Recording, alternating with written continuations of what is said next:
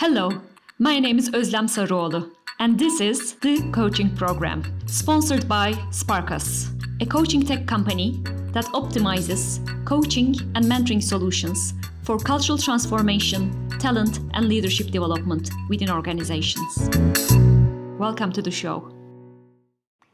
Hello, coaching passionates around the globe. Welcome. You're listening to the coaching program, the show that brings you tips and tricks of designing and implementing successful coaching programs within your organization. I'm your host, Özlem Sarıoğlu, a professional coach and co-founder of Sparkus digital coaching platform, which scales meaningful coaching experiences to larger audiences within organizations. In this episode, my guest is dear Paul Crick, an executive coach who has internal coaching and consultancy experience in organizations like IBM, PwC, Equifax, and Barclays. He's currently a professional development director in EMCC UK. It's lovely to have you here, Paul. Welcome. Thanks for inviting me, Özlem. It's a privilege to be here. Oh, thank you. So I just made a very short intro, but basically went through maybe a short intro about the resume. But how do you want to introduce yourself to the audience? Oh, that's a good question because it depends who I'm talking to. So the short version is I'm a marketeer by profession. I'm a student of music and Aikido by passion, but I'm a people builder by obsession. And that's the way I like to do the short version. There's a very long version that explains how I got there. But because I'm in my mid-50s, the journey's been quite long, quite interesting, quite fascinating. I've had an opportunity to do all kinds of amazing things for different organizations and clients all over the world. Yeah. We and Paul met in EMCC's circle for internal coaching, and I've always been a fan of his contribution to the group.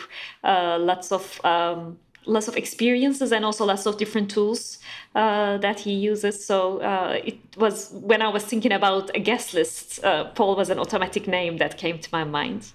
Oh my goodness, no pressure then. Yeah, really. So when we were discussing about how to run this call today, you were saying that one of your main topics right now, one of your focus areas is sustainable leadership. So can you a little bit talk about what you mean by that? So sustainable leadership means different things to different people because it's what I've learned is that it's incredibly complicated, and different industries are at different states of maturity, face different levels of complexity and issues, and they're all interwoven. And unpicking them isn't as simple as I originally thought it was. Well, just get a bunch of people in a room and tell them to stop or tell them to do something different. It doesn't work like that. That isn't an excuse not to do anything. But it is an excuse to take a sort of pragmatic and realistic approach, because if you're passionate about this, and I know there's lots of people are, then there is a danger of being perceived as overzealous, as someone that's very enthusiastic, but is sort of kind of preaching and shoving messages and basically putting a lot of people off. And you can't take that approach with sustainable leadership. So leadership doesn't change, but there's some additional things that sit around it that are sort of woven through it. So more of if you're looking at sustainability and sustainable leadership, you're looking at a system perspective. And I think coaching anyway is moving to, even in one-to-one coaching, is moving to a much more systemic understanding of what's happening out there that's causing this in here, whether that's a team or it's an individual. So I think that's important. I think emotional intelligence would be a label that people would use to say, well, that's important. I'd advocate some care over emotional intelligence, because what we talk about in terms of emotional intelligence has got some important flaws. So I'm not saying throw it out throw the baby out with the bathwater and say, oh, we can't use emotional intelligence, but we need to really understand what that is. And there are some gaps that need to be closed. But the basic principles of you need to be emotionally intelligent, you don't need to be dictating, you don't need to be authoritative. It's not my way or the highway, because one of the other things is you actually need to be inclusive. Yeah. You need to have perspectives from all around the table to say, well, where do you sit on this? And because you're dealing with an ecosystem that is much more complex, then you can't just go and dictate to the supply chain and say, right, you need to do this and you need to do that. You need to encourage, and you need to sort of stand in other people's shoes before you can then come to a point that says, okay, well, if the answer is no, what's the wisdom in the no that helps us understand and get to a better answer? You then need a compelling vision, which, again, as you'll know from your coaching practice, the danger is you can have an aspiration that's massive. It's kind of like, I want world peace, or I want to remove all the plastic, for single-use plastic, excuse me. If only it were that easy. So there's a need for a balance between aspiration and action, and to have a plan. Otherwise, it just becomes a dream. But that needs to be compelling. You need to root it in the so what's in it, what are the consequences? Because nebulous concepts like, so I talk about being better ancestors to future generations. Well, what does that mean? It's difficult to understand for some people, and you actually have to go and meet people where they are to say, okay, well, where are we and what's the baseline? And, if we're looking at various things, then we need to look at sort of innovative approaches, because whilst it's extremely well worn as a phrase, the idea that the thinking that's got us here isn't the thinking that's going to get us out of here is absolutely true. And then I guess that the final thing I'd add is you need a longer term perspective, because things are, much as we want to divest from fossil fuels, you can't switch that off overnight. Exactly, yeah. But you need a plan to sort of figure out, how do we reduce our reliance on that? And what do we do with all the people that are working in that industry? And what do we do with all the equipment that's being used there? How do we decommission that in a way that's safe, in a way that's environmentally sustainable? So if you ask me what sustainable leadership is, I have a specific view about leadership, which isn't right or wrong, it's just my view, that says leadership is, we confuse leadership with leading or being a leader. And to me, it's about the quality of the conversation you have, first of all, with yourself. And then secondly, the ability to then have a quality conversation with other people, which is the leadership practice. And I think sustainable leadership is around starting that conversation to be more conscious and mindful of what it is you're doing and why you're doing it. We've got several elephants in the room. One is overpopulation of the planet. We're overusing resources in certain sectors and not replacing them. The planet can't reproduce them. And that's difficult. And it's very easy to sort of have an ostrich mentality, to go, oh, that's too hard, and stick our head in the ground. But I think it's fair to say, and I know in your part of the world, and certainly in our part of the world, people are realizing that the climate crisis isn't going to happen in 2030. It's happening now. Right now. Yeah. That the planet is on fire. Water levels are rising, temperature is rising, and that has consequences. The real fires are happening, and real floods are happening. Already started happening. We were told that it would happen, have been happening. Yeah. And there comes a point where you say, okay, at what point do you stop standing by and saying we now need to do something different? And I appreciate it's hard, and I appreciate it's not easy. But leadership is a contact sport. Leadership isn't about hierarchy. Leadership is about conversation and context. And it's about generating, and it's a collective effort. And I don't think necessarily we've quite got our head around that, but we're starting to have those conversations, which obviously is very encouraging. And the challenge is you look at it and you say, well, what can I do? You almost get to a point where, oh, it's hopeless. What can I do? I can't stop the fires in wherever, or floods rising. But actually, if you can Sorry, my dog's doing one. No problem at all.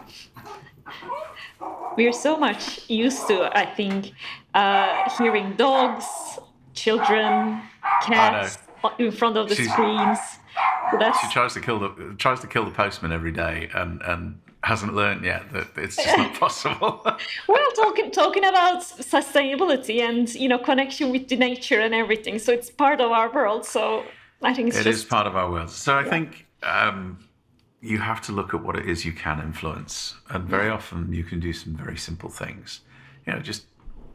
Just changing the light bulbs, being conscious about what you're buying and where you're buying it from, and where the goods have come from, and can you source things from within a 20-mile radius of your home? Can you source half the things? Because you won't be able to source them all necessarily.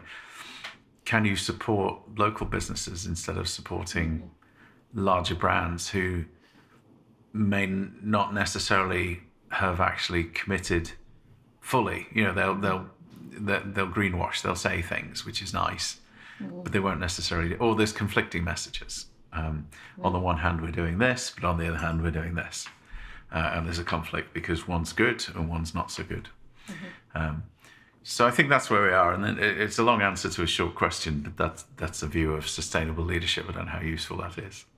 I especially loved the way you described it in the systemic context, because when the conversation is around leadership, it's generally around the individual or in the the immediate effect that person has on maybe their team, maybe their company sometimes, but not to the system as a whole. And when we're talking about especially leadership development, most of the time the focus is more about individuals one by one. And I think we need another approach to leadership. And the way you're describing, like it is interdependent. The leadership affects the system, and the system affects the individual. So that whole thing, looking from that larger perspective, I think is very important and something that is most of the time missed a lot. I think it's the only way we're going to solve this. It is my honest view. There's a reason the saying goes, it takes a village to raise a child. Yeah. And in indigenous cultures, and I'm not saying they're perfect or the ideal, but that collectivism, that collective approach. I was listening to an interview that said, if you have a team and you're Superman, don't try and be Wonder Woman. Go and find Wonder Woman and get them on the team. Yeah. And cultivate that and say you're both brilliant at what you do, but don't try and cross over. And that's not limiting what people can do individually. It's saying you both contribute to something bigger, and we need to, in my humble opinion, get to this greater selflessness, and that's where may have lost sight recently of what this whole leadership thing is. So I think you're absolutely right. Yeah. And for both of us being coaches, how do you relate coaching to this subject? Well, it's interesting, isn't it? Because you'll coach teams, which is one thing, and that's not about building teams. That's about looking at team performance and what's the spirit of the team, and what's the purpose of the team and the vision, and do people have a story that they can identify with that team that says, I can see myself in there, and that helps me commit. How do we create real psychological safety and not talk about it, but how do you do that? How do you know that if you and I were in a team, how would I actually know that you had my back, and that I could say things, and that it would be okay to explore your no and my no to something, and for that to be completely safe, to arrive at a more constructive and more creative solution that perhaps either of us could come up with. So I think there's that part of it. Coaching's about, I think, is about being present and witnessing the struggle, and then providing the environment for that struggle to emerge, to arrive at the consensus view of, right, that's what we agree we're going to do, and that's it. And that can be really simple as, well, how are we going to treat timekeeping? In my last job, our team was horrendous. Our culture was, it's okay to show up 15 minutes late and wander into the meeting and, sit down and fiddle with your phone and this, that, and the other. And you listen to things, but there wasn't the conversation that either pulled people up and said, look, what does time mean to this team? And have that conversation and say, okay, what's the team playbook? How does that become part of the spirit? What's the team story? I love the idea of ancestry, this idea that we're all connected through time. And there is an importance to the people that have gone before us. They've set the path, and it's important we do that. There's a great story told by Owen Eastwood, who wrote a book about belonging. I absolutely recommend it. And he talks about when he was coaching with the English soccer team. Yeah. He went down to Kew Gardens and he actually took the team to see the Three Lions seal that was used by Richard the Lionheart. Oh. So that actually made it real why Three Lions was important, and that just provided an additional hook and an emotional connection to the team. It's like, oh, right, okay, I see the relevance of this. I see what has gone before me to understand that. And then you have your moment in the sun. It's like the New Zealand team, the Kiwis, the All Blacks. They talk about, you're given the shirt, but when you give it back, and you have your moments in the sun, but when you give it back, how is that shirt better when you give it back? How have you made that better? And I love that as an idea, because if we think about it, assuming that we resolve the issues of sustainability and inequality and social justice, or we get closer to it, then what about all the unborn children today? There are 8 billion people in the world right now, billion with a B. And when they have their children and reproduce, that will increase the population. So what kind of world do we leave for them? And I think some of us as decision making, there's a lovely thing called the children's fire that the Native Americans used to use, and they used to make a decision on the basis of thinking about 7 generations hence. And this is why long-term perspective, I know we need to do things short-term, but long-term perspective is so important. Yeah, and especially I'm hearing, starting the conversations that we didn't start maybe, or looking at areas that we didn't look before, just by even asking those kind of questions and bringing that, storytelling into the picture, just changing the mindset. So. Yeah. And I think taking some simple action, the pandemic has shown us, has given us a time to pause and think about how we do what we do and why we do what we do. Yeah. And sadly, the world works on the basis of money. If you close a supply of money off to someone that isn't doing the right thing by the planet or by a particular group of people, then they will wither and die. And it just requires us more of us to do that. And accept that there is great wisdom in us collaborating together. I'm not advocating out and out rebellion, but it is really that conscious thinking about where am I spending my money? Who am I supporting? How am I helping? How am I lifting people? How is that contributing to waste or consuming of scarce resources?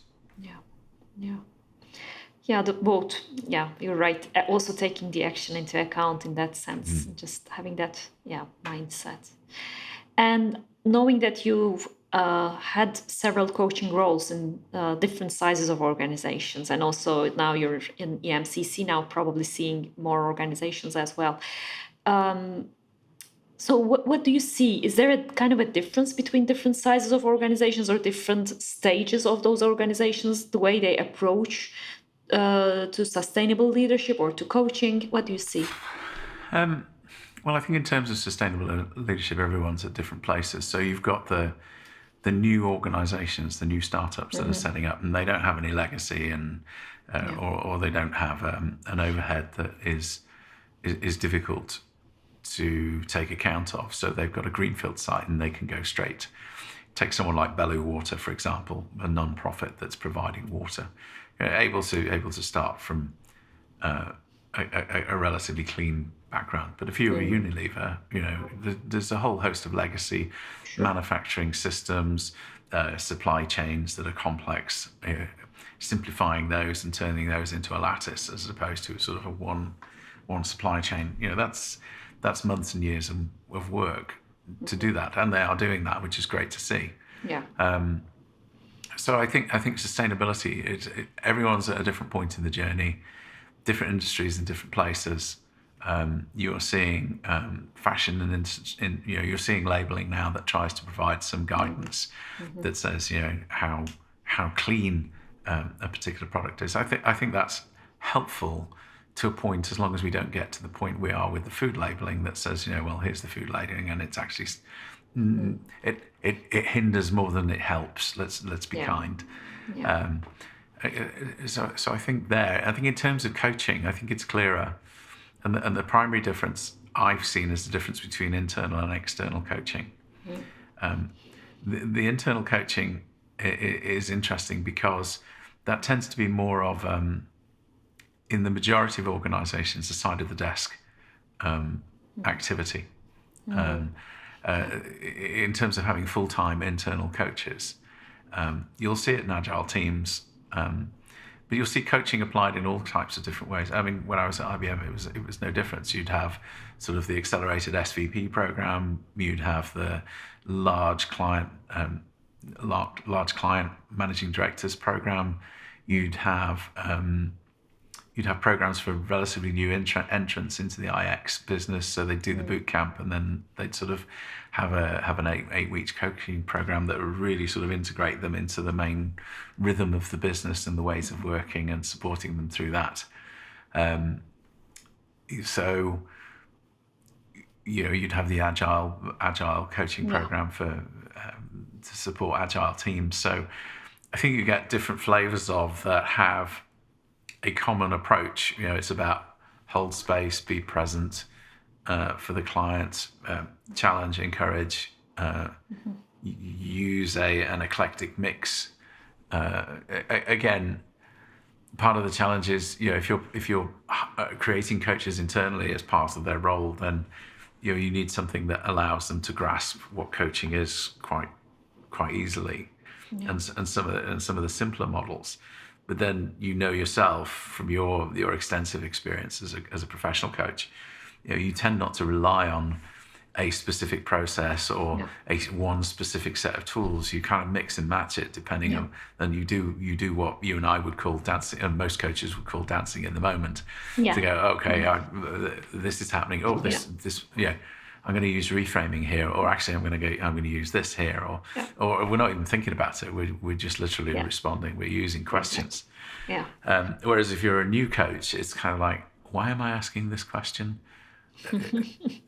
Why can't I just tell? And if IBM was very much a culture of, your value was in knowing the answer. So it's like, well, just tell me the answer. And it's like, okay, that's mentoring. And that's okay. But let's get clear on the understanding and understand that there's a blend of that happens. Yeah. But I think we get too hung up, can't we? Yeah. And some companies, I heard a few times that in our company culture, mentoring works better than coaching. Sometimes it means like we basically want to tell people around. So it really depends on what organizations mean by mentoring, really. But that's another story. Or it's remedial. Someone says, will turn up and you say, so what would you like to get from coaching? I don't know. I was sent here. Yeah, exactly. And it's kind of like, oh, okay. I Yeah. know what we're getting. Yeah, with exactly. that. Oh, okay. Yeah. What would you like to get from coaching? I don't know. Okay. What's going on? Yeah, that's a good start. Yeah. But I think especially what you said about coming back to the main idea of that sustainability and everything, that now we need to discover new approaches, discover new ways of doing things. And if you're looking for more to ready-made answers, most of the time it won't serve us in this new world that we want to create. So I believe in that respect also, just trusting the unknown, which is generally part of coaching, is very, very relevant. And this is where I'm really hopeful, because when you allow that to happen, when you allow that conversation, you will find answers in the room. I always talk about the answer is in the room. Yeah. If you'll only listen and if you'll only allow it to emerge. I remember facilitating one particular team. We were out in we were in Munich, and the most creative person in the room was the most technical person in the room. The last person you would expect. But the ideas they came up with to actually solve the issues that were on the table at the time of doing the particular workshop were just brilliant. Everybody bought onto it and built it, and that you could see there was this energy building of like, okay, we've got people in the room that actually we didn't think we had. And I think that's really important, because and again you're back to the idea of collectivism. If you can open that, and I mean the military have been doing this for years. Ever since they had to, the team of teams, General McChrystal talks about the nature of the fighting and the warfare actually changing, where you needed that team of teams, and you didn't have time to do long change of commands. It was like, who's in the room and how do we solve this? Looks like the main focus needs to be around that. And talking about different sizes of organizations we already mentioned, and I mean, it's always nice to hear about the best practices and everything, but I'm always more curious about what doesn't work. Like when you're establishing something of that sort.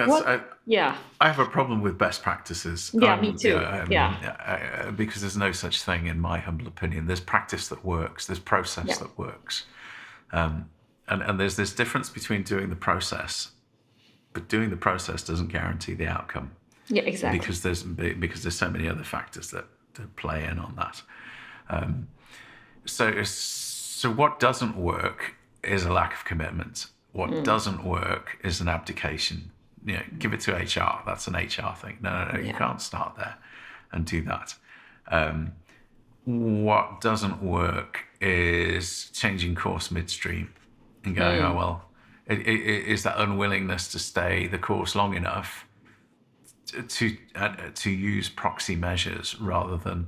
I always talk about the idea that ROI really isn't in the spreadsheet, not as a direct correlation between coaching effort result.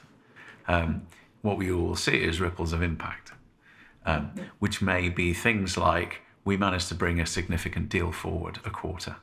It was going to slip, but it didn't, and it was coaching that helped to do that. What was that? But more often than not, I coached one very senior exec. She's now general manager for one of the countries in IBM, and her feedback was, after our session, she sent me a quick email, and she said, after our session, I wandered into the kitchen. I was singing, and my husband noticed that. My husband said to me, I said, "Oh, what happened to you?" I see we've got you back. It's things like that make a difference. And if you listen to coaches like Mel Morrison, who coaches Olympic swimmers, she'll talk about, it's important that you get the personal stuff sorted first before you try and get a performance out of people. And, definitely. Where does that sit in a spreadsheet? It doesn't. And I try to stand in the shoes of the CFO or the finance director and say, yes, I know you're investing money. You're going to have to, if you're serious about coaching, you're going to have to invest one way or the other. Either you bring external people in, or you teach people to do that. But you need to commit, and you need to understand what that's going to really deliver for you. But don't commit and then go, oh, you know what, that didn't work. Yeah. And thinking that, talking about IBM and talking about we're living in this digital world, does technology help somehow? Do you somehow benefit from it? Yeah. Yes, it does. Not necessarily in doing the dancing in the moment thing. There's different perspectives on that. My view is technology will never replace a sentient being in the ability to hold space for another human being. Not for a good 50 years, I hope. Because if it can, then we're all slightly screwed. if But technology is really helpful in terms of supporting the coaching process, the interaction, in terms of doing high touch contact in between sessions, so that you're not actually using parts of sessions to say, well, how was it? Tell me about your week, this, that, and the other. Did you get your dolls done? We're really into, so what was the issues, and we're maximizing time. So instead of expanding time, we're looking at using the time to best effect. And I think technology absolutely supports that. I think technology is helpful also in terms of if you're willing to accept proxy measures for certain KPIs. If you've got what is it you want to achieve? Oh, I want to feel more confident in my work. Okay, how do we measure that? Well, if I look in a standard book of KPIs and measures, there isn't one. So what would be a good proxy measure for that? And it might be, well, how do you feel? Give me a score out of 100, and then measure that either weekly, daily, and journal as you go. That's great. Now, technology is fantastic for supporting that. Technology is also very helpful to track, certainly in large organizations, the extent to which a coaching program is taken up. Who showed up, had a coaching session, and then didn't show up for the remaining 6 that they've been allocated. That happens a lot, because they think the coaching session's one thing. They think it's a one and done thing. Yeah. Which comes back to the education of, so what is this? This is a journey to, and here it starts to get great, because if I said to you, well, I'm going to help you have greater self-mastery, well, people switch off and they go, I've got plenty of self-mastery, thank you, I don't need your help. So how do you meet people where they are, to then be able to say, okay, well, this will give you an even stronger connection. It will change the nature, the quality of the conversation you have, so that in those moments when you struggle, you'll actually have more options. In those moments when you want to disengage and go and look at your iPhone because it's perhaps a bit difficult or it's boring, you'll be able to stay with the conversation. In those moments when... Yeah, and my experience is, you mentioned it very well, that sometimes people come to the sessions, like you said, like I was sent, but sometimes they are very ready already. So there is this big gap of coachees also, like the preparation of the coachee is also a part of the process. And even in order to meet them where they are, that finding out where they are is a possibility with technology, and then we can dive in there much more quicker. So I totally believe those parts of the process would be very much beneficial with technology, and I totally agree that that human touch is always a very special thing that will, at least for a long while, as you said, would always be there. We always need that human to human, always. I think also technology is really, to your point about particularly on the intake, trying to understand the context, getting that intake process set up. Mm-hmm. It allows you to have the humility to say, actually, I'm not the coach for you. Yeah. Because having read the context, I actually think Özlem would be a better coach for you. Mm-hmm. And it's no reflection on you. I want the best for you. I want you to get the most out of coaching. Therefore, I'm going to pass you across, because I know this is an area that she's passionate about and will be able to do a better job perhaps than I can. Yeah. So it's really useful in that perspective. I think you make a really good point. Yeah. And I'm aware of the time that we're coming quite to the end of the time, but maybe one more thing that you already mentioned about measuring the results and everything. Yes. So is there any additional thing that, besides technology, that you see organizations do in terms of the measurement, in terms of ROI? You tend to see it through indirect measures, I'd suggest. Yeah. So you'll see conversation and engagement go up. So you'll see people having the conversation about being coached or coaching others, asking for help. One of the things that's important is setting up a supervision or having that, certainly inside an organization, to have that conversation that says, oh, I came across this, or I tried to speak truth to power and I couldn't do it, or I was shut down and I was squashed and I feel my self-compassion's left the building and I don't know what to do. Help. Having that those sorts of conversations, but also so they may be Slack channels, and you can see what's going on in employees. You see levels of engagement. You'll see it come through in terms of performance conversations, in terms of people seeking coaching, people being honest and saying, this is what I'm great at. This is what I'd appreciate some coaching and help with because I want to get better at it. Not because someone's told me I'm weak at it, but because I have the intrinsic motivation and self-determination to say, actually, I do want to get better because, and then whatever the reason they have to want to move on. So you'll see it in lots of different ways. You can say things like, we defrayed the cost of using external coaches. We didn't spend X on external coaches, fine, compared to last year. That's one way of looking at it. To me, that is, I understand the logic of doing that, but that's not the value of coaching. Mm-hmm. The value of coaching is in the ripple effects it creates across the organizations, but equally outside. When you get feedback that says, I tried this coaching stuff with my teenage daughter. Mm-hmm. It's life-changing. Mm-hmm. And you just go, job done. Exactly, That's fantastic.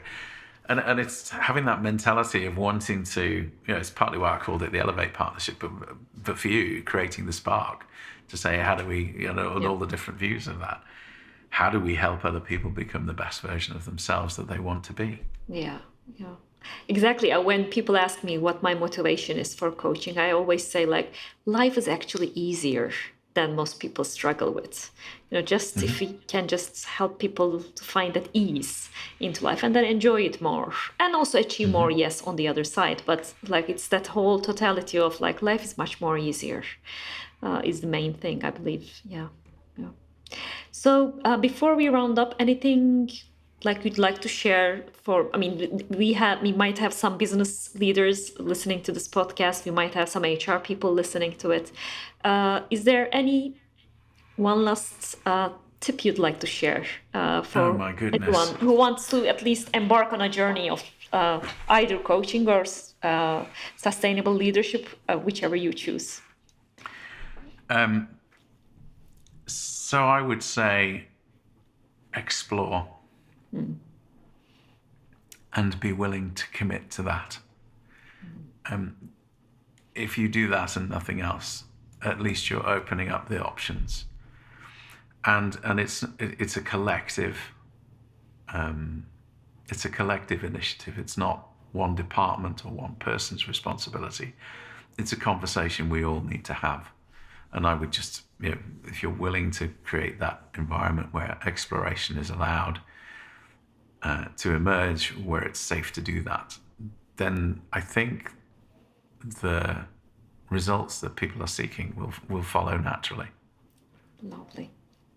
Yeah, very inspirational as always, Paul. So, we'll see. Yeah. So, thank you for joining. Really, it's an absolute pleasure to have you here. Thank you for having me, Özlem. So, thank you all for joining us on this episode of the coaching program. Make sure to subscribe to the show in iTunes, Spotify, or wherever you're having your podcasts. If you found this conversation helpful, we'd appreciate a rating on iTunes, or you can simply tell a friend about the show who might benefit from it. Be sure to tune in for our next episode next week, and let's all create more meaningful coaching experiences for everyone. See you all.